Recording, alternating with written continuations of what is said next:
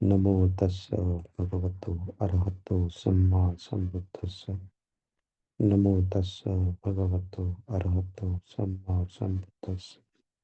नमो तस्स भगवतो अरहतो सम्मा सम्बुद्धस्स।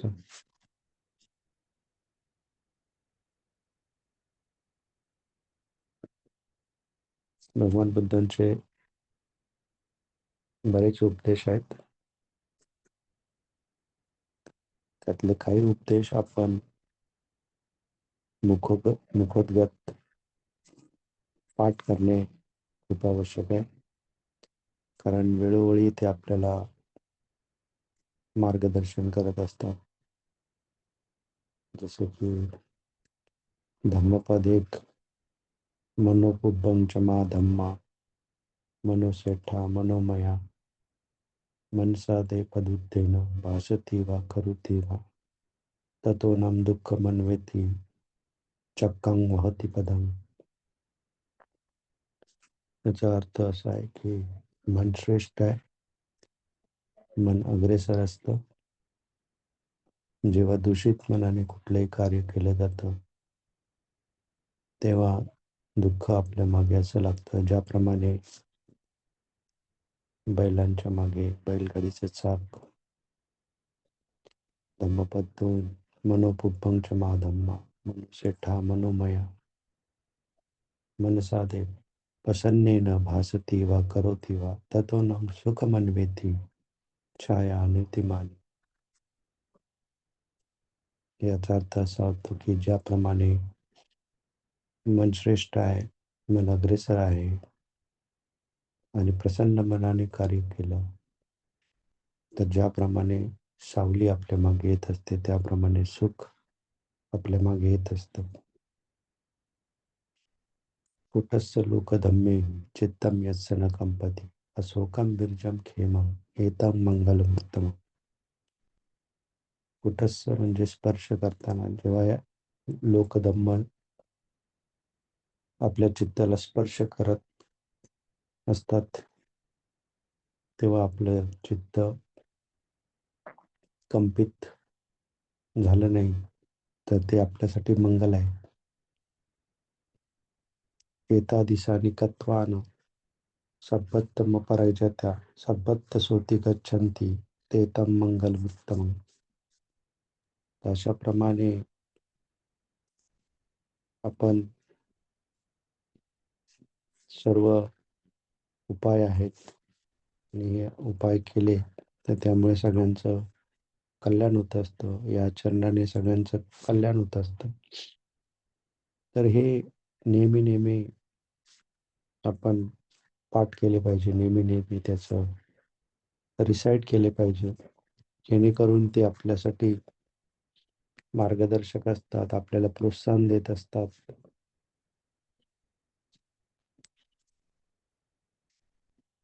तर आता आपण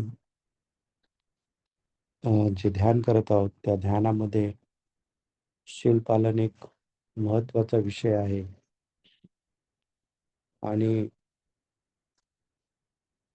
जे जुने साधक आहेत त्यांना माहिती आहे की आपण एक उपक्रम चालू केलाय की ज्यामध्ये जे जुने साधक आहे ते नेहमी त्यांच्या शीलभंग जो झाला असेल दररोज जर त्यांच्याकडून शीलभंग होत असेल तर एका डायरीमध्ये ते लिहायचं आहे. त्याचे जे डिटेल्स आहेत ते लिहिण्याची आवश्यकता नाही. पण कशा प्रकारे आपल्याकडून शीलभंग झालाय एका ओळीमध्ये ते लिहायचं आहे. जसं की आपण कोणावरती रागावलो तर त्या डायरीत लिहायचं की मला राग आला किंवा एखाद्याला आपण मोठ्या आवाजात बोललो तर माझ्याकडून परुसवाचा किंवा माझ्याकडून पिसून वाचा झालेली आहे. अशा प्रकारे फक्त कशा प्रकारे शीलभंग झालाय हे ते डायरीमध्ये लिहायचं आहे. डायरी लिहिण्याचा उद्देश हेच आहे की जे काही आपल्याकडून शीलभंग होत आहे त्याचा जो आपण त्याविषयी सती नसतो किंवा जागरूक नसतो. जर आपण अशा प्रकारे लिहिण्यासाठी सुरुवात केलं तर नक्कीच आपली जागरूकता वाढत असते. आणि मग दिवसाच्या शेवटी आपण ती डायरी पुन्हा वाचायची आहे, तर कशा प्रकारे आपल्याकडून शीलभंग होत आहे हे आपल्या लक्षात येईल. तर जेव्हा आपण आता बरेच दिवस झाले, 1 महिन्यापेक्षा जास्त वेळ, तर साधक नक्कीच डायरी लिहित असतात. तर जर आपण पाहिलं की एखाद्या साधकांनी डायरी लिहिली आणि तो स्पष्टपणे पाहू शकेल की त्याच्याकडून एकाच प्रकारचा शीलभंग वारंवार होत असतो किंवा अनेक प्रकारचे शीलभंग परंतु वारंवार ते होत असतात. तर हे वारंवार होण्याचं कारणच अ, जे आहे ते आपल्या सवयी आहेत. अ, आणि त्या सवयी बदलणं खूप आवश्यक आहे. मग जेव्हा साधक पाहतो की अशा प्रकारचा शीलभंग त्याच्याकडून होत आहे, तर मग निश्चितच पुढच्या वेळी तो सजग राहतो, जागरूक राहतो आणि मग तो शीलभंग होणार नाही याची तो काळजी घेत असतो. परंतु असं समजून देखील पुन्हा-पुन्हा त्याच्याकडून जर शीलभंग होत असेल, तर मग आपल्याला त्याच्यासाठी चिंतन करणं आवश्यक आहे. ते चिंतन करत असताना आपल्याला अ, कारणं शोधायची नाहीत त्याच्याकडे, की त्याने असं केलं म्हणून माझ्याकडून तशा प्रकारे झालं किंवा माझा काही उद्देश नव्हता. अशा प्रकारची कारणं न शोधता त्याचं जे मूळ आहे, ते मुळापर्यंत जाणं खूप आवश्यक आहे. जसं की आपण पाहू शकतो, की जे आपले शीलभंग होण्याची जी कारणं आहेत, त्यातलं एक मूळ कारण म्हणजे तृष्णा. परंतु ती तृष्णा आपण इतक्या सहजतेने आपल्या लक्षात येत नाही. त्या तृष्णेच्या आधीही देखील काही कारणं असू शकतात. ते देखील आपण पाहणं आवश्यक आहे. तर त्यातलं एक मुख्य कारण म्हणजे हे जे 8 लोकधर्म आहेत, हे 8 लोकधर्म जसं की काल आपण पाहिलेलं आहे, की हे 8 लोकधर्म जे आहेत ते आपल्यामध्ये खूप खोलवर रुजलेले असतात आणि ह्या 8 लोकधर्माचं चिंतन करणं खूप आवश्यक आहे. तर हे 8 लोकधर्म आहेत, की लाभ आणि हानी, यश, अपयश, निंदा, प्रशंसा आणि सुख आणि दुःख. तर अशा प्रकारे हे 8 लोकधर्म आहेत आणि जर तुम्ही ह्याचे जे क्रम आहे, क्रम पाहिलं तर लाभ, यश, निंदा आणि सुख आणि दुःख. सुख अशा प्रकारे जे याचे अ, एक बाजू आहे आणि दुसरी याची बाजू आहे हानी, अपयश, नंतर निंदा, प्रश्न आणि दुःख. पुन्हा एकदा सांगतो. याची जी पहिली बाजू आहे लाभ, यश, प्रशंसा आणि सुख. हे सर्वांना ह्या गोष्टी हव्या असतात. आणि दुसरी बाजू आहे हानी, अपयश, निंदा आणि दुःख. आणि ही बाजू कोणाला नको असते. तर आपला प्रयत्न नेहमी असाच असतो, की कशाही प्रकारे आपण ह्या ज्या पहिल्या 4 गोष्टी आहेत त्या आपल्याला प्राप्त व्हाव्यात आणि दुसऱ्या 4 गोष्टीपासून आपण दूर राहावं. परंतु असं होत नाही.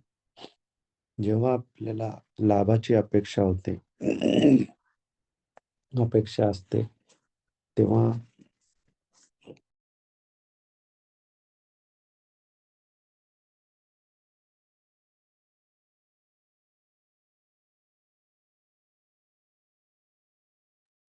तेव्हा जर आपली हानी झाली, तर आपल्याला त्याचं फार दुःख होत असतं. तर लाभामुळे आपण हुरळून जातो आणि त्या लाभाची आपल्याला आसक्ती निर्माण होते आणि हानी आपल्याला आवडत नाही आणि त्याच्याविषयी द्वेष उत्पन्न होतो. यश आपल्याला हवं असतं, त्याची आसक्ती असते आणि अपयश आपल्याला नको असतं, त्याच्याविषयी आपल्या मनामध्ये द्वेष असतो. प्रशंसा आपल्याला हवी असते, त्याच्याविषयी आपल्याला आसक्ती असते, राग असतो आणि निंदा आपल्याला नको असते, त्याच्याविषयी द्वेष असतो. सुख आपल्याला हवं असतं, त्याच्याविषयी आसक्ती असते आणि दुःख आपल्याला नको असतं, त्याच्याविषयी द्वेष असतो. तर हे आपल्या चित्तामध्ये, आपल्या मनामध्ये नेहमी ह्या गोष्टी घडत असतात. तर जेव्हा आपण शेळपालनाचा मुद्दा घेतो, जसं आपण पानाती पाहता पाहू, तर आता 99% लोक पानाती पाहतात तर नाही करत. परंतु अ, जर कधी अशी वेळ आली की आणि ती वेळ म्हणजे आपल्या खाण्यासाठी एखाद्या प्राण्याची हत्या करणे. तर मग अ, त्या प्राण्याची हत्या करून खाण्यासाठी आपण त्या शीलाचा आपला भंग होत असतो. मग हा आपल्या लाभासाठी आपण ते केलेलं आहे. तशाच प्रकारे अदिन्नदान म्हणजे एखादी गोष्ट आपल्याला हवी असते, त्याविषयी आपल्याला आकर्षण असतं आणि मग ते आपण न विचारता घेत असतो. म्हणून लाभासाठी आपण ते करत असतो. कामेसुमिच्छाचारामध्ये देखील आपण अशाच प्रकारे आपल्याला लाभ होईल, आपल्याला प्राप्त होईल, आनंद प्राप्त होईल याच्यासाठी आपण करत असतो. पिसुन वाचा, पुरुष वाचा, संफलप्प वाचा किंवा मुसावादा ह्या गोष्टी ज्या त्याच्या विरुद्ध आहे, जे आपल्या मनाप्रमाणे होत नाही, त्याच्यासाठी आपण करू शकतो. म्हणजे आपण आपली हानी टाळण्यासाठी या गोष्टी करत असतो. सुरा मेरय मज्ज मध्ये देखील आपल्याला ती जी स्थिती आहे, ती आपल्याला लाभदायक वाटते. आपण त्याचा एन्जॉय करतो किंवा त्याचं सुख मानत असतो म्हणून आपण ते करत असतो. तर अशा प्रकारे हे जे लोकधर्म आहे यांच्याविषयी आपण नेहमी यांच्याविषयी आकर्षित होत असतो आणि या लोकधर्मांमुळे आपण आपल्याकडून शीलभंग होण्याची शक्यता असते. आणि म्हणूनच आपण जागरूक तर राहायचंच आहे. परंतु हे लोकधर्म कशा प्रकारे आपल्यामध्ये आजपर्यंत खोलवर रुजलेले आहेत आणि मग अशा वेळी जेव्हा एखाद्या लाभासाठी आपण एक गोष्ट करत आहोत, त्याच वेळी आपण हानीसाठी देखील आपल्या स्वतःला तयार करणं आवश्यक आहे. जेव्हा आपण स्वतःला हानीसाठी किंवा नुकसानासाठी तयार करत असतो, तेव्हा मग आपोआपच जेव्हा आपल्याला लाभ होत असतो, तेव्हा आपण अ, आपल्यामध्ये जी त्याविषयी जी आकर्षण असतं किंवा त्याविषयी जी आपल्या मनामध्ये अ, एक सुखाची भावना असते, जो आनंद असतो, तो काही प्रमाणात आपण बॅलन्स करू शकतो. म्हणजे त्या दोन्ही गोष्टींमध्ये आपण समतोल आणू शकतो. जेव्हा आपण अपयशाचं जे आहे त्याला इतकं महत्त्व देत नाही, त्याचा स्वीकार करतो, तेव्हा मग आपोआपच यशाबद्दलची धुंदी असते आपल्या मनामध्ये किंवा खूप आकर्षण असतं त्याच्याविषयी आपल्या जी आनंदाची, सुखाची भावना असते, ती आपोआपच आपण त्याला देखील आपण समतोल करू शकतो आणि त्याच्याविषयी जे आपले आकर्षण आहे त्याच्यामध्ये समतोलता आणू शकतो. काल आपण बराच निंदा आणि प्रशंसा याच्यावरती देखील अ, बोललेलो आहोत. तर तशाच प्रकारे जेव्हा आपण निंदेचा स्वीकार करतो आणि मग आपल्या मनामध्ये आपण विचार करतो, की ह्या व्यक्तीने माझ्यावरती टीका केली, निंदा केली. परंतु मला हे चेक करणं आवश्यक आहे, की ह्याने जे बोललेलं आहे, ते योग्य आहे की अयोग्य आहे? पहिला त्याचा विचार करायचा आहे. आणि जर ते योग्य असेल, तर मला माझ्यामध्ये स्वतःमध्ये बदल करणं आवश्यक आहे. अयोग्य असेल, तर योग्य वेळी त्या व्यक्तीला त्याचा काही गैरसमज झालेला आहे, तो दूर होईल. अशा प्रकारे आपल्या मनामध्ये भावना उत्पन्न होणे आवश्यक आहे. आणि त्यासोबतच त्या व्यक्तीच्या प्रती आपल्या मनामध्ये कसल्याही प्रकारचा द्वेष उत्पन्न होणार नाही, याची आपण काळजी घेणं आवश्यक आहे. जेव्हा आपल्या सुखा सु दुःख आपल्याला येत असतं किंवा अ, बऱ्याच वेळा असं होतं, की अ, लागोपाठ बरेच असे प्रसंग असतात, जे आपल्यासाठी अ, फार दुःख घेऊन येतात. तर अशा वेळी देखील आपल्याला समतोलता मनाची, कारण हे देखील नष्ट होणार आहे. हे देखील संपणार आहे. अशा प्रकारची जेव्हा आपल्या मनामध्ये भावना असेल, तर आपोआपच अ, त्या दुःखाविषयीची जी त्याची जी अनासक्ती असते किंवा हे आपल्यापर्यंत येऊ नये, आपण नेहमी सुखी राहावं ही जी आपली अ, अपेक्षा असते, त्यासोबतच सुखामध्ये आपण जे आनंद होत असतो, जो कम्फर्ट किंवा आपल्याला खूप चांगलं वाटत असतं, ते चांगलं वाटणं म्हणजे अ, त्या सुखाचा जो आहे स्वीकार करणं. परंतु सुख अ, हे एक ते देखील अ, अनित्य आहे. ते देखील संपणारं आहे. आणि त्या संपल्याच्या नंतर पुन्हा अ, असुखद, अदुःखद म्हणजे न्यूट्रल भाग असतो आणि नंतर पुन्हा दुःखद भाग. तर हे एक चक्र आहे. हे नेहमी अशा प्रकारेच चालत असतं. तर जेव्हा-जेव्हा हे अशा प्रकारचे 8 लोकधर्म अ, आपल्याला स्पर्श करत असतात, तेव्हा आपण अ, चित्तम यस्य न कंपती म्हणजे कसल्याही प्रकारचं कंपन आपल्या चित्तामध्ये अ, झालं नाही पाहिजे, होता कामा नये. एकदम तटस्थपणे आपण ह्या सगळ्या गोष्टी स्वीकार करणं, त्याच्यावरती अ, जर सुखद असेल, तर फार आनंदित न होणे, दुःखद असेल, तर फार दुःखी कष्टी होणं, याची काही आवश्यकता नाही. अ, या गोष्टी आपल्याला वारंवार आपल्यामध्ये अ, उत्पन्न करणं आवश्यक आहे. ज्या क्षणी असे विरुद्ध प्रकारचे अ, भाव आपल्या चित्तामध्ये असतील, तेव्हा त्याच्याविषयी जागरूक राहणे आणि हे संपणार आहे. याच्यामध्ये परिवर्तन होणार आहे. सध्या मला मनाची समतोलता राखणं आवश्यक आहे. अशा प्रकारचे जेव्हा-जेव्हा आपण अ, विचार करू, तर आपोआपच त्याची जी इंटेन्सिटी असते, ती कमी होते आणि मग आपण त्याला अ, जास्त योग्य प्रमाणात फेस करू शकतो. त्याला सामना करू शकतो. तर जेव्हा आपल्या मनामध्ये लाभा लाभ लाभाची जी अपेक्षा आहे, ती उत्पन्न होते.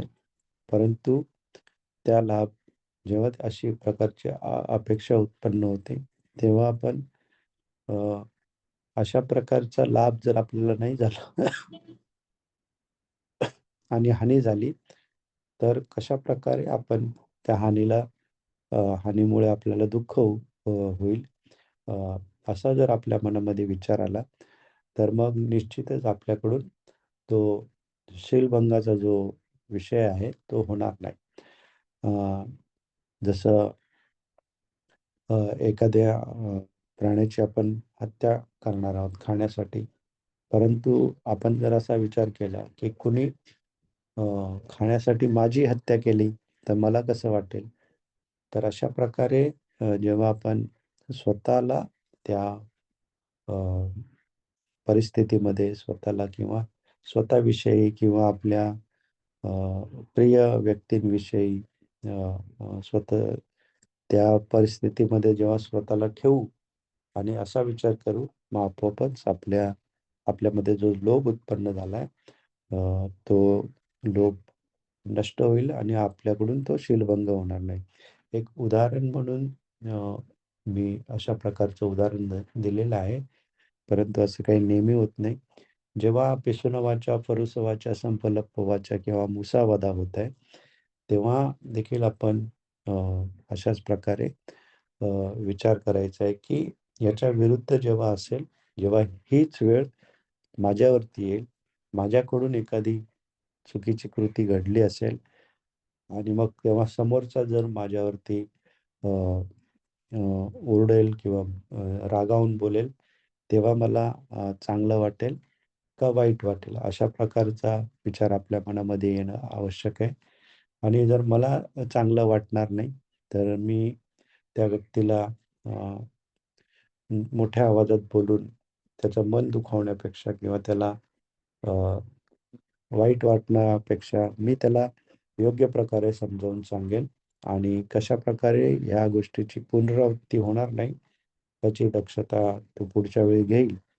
भूसंवादामध्ये देखील आपण एखादे क्षुल्लक अदिन्नदाना आणि मुसावादामध्ये क्षुल्लक लाभासाठी या गोष्टी करत असतो आणि त्या क्षुल्लक लाभाने आपला कसलाही फार मोठा फायदा होत नसतो. पण ती एक आपल्यामध्ये सवय झालेली असते आणि त्या सवयीमुळे वारंवार आपल्याकडून त्या गोष्टी होत असतात. अ, तर अशा प्रकारे या गोष्टी ज्या आहेत, अ, लाभ आणि यश, अपयश, प्रशंसा, निंदा, सुख आणि दुःख हे वारंवार आपल्याला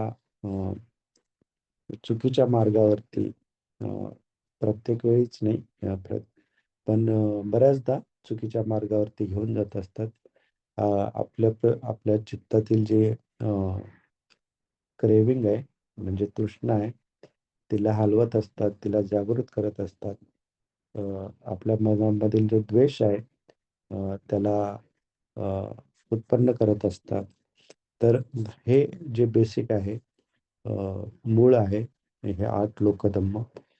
याच्याविषयी आपण चिंतन करणं आणि प्रत्यक्ष त्याचा अनुभव घेणं आणि स्वतःला त्याच्यापासून दूर राखणं खूप आवश्यक आहे. चित्तम यस्य न कंपते आपोआप होत नाही. त्याच्यासाठी 2 स्टेजेस आहेत. पहिलं तर आपले मनाची जागरूकता, सती आणि समाधी म्हणजे भावना.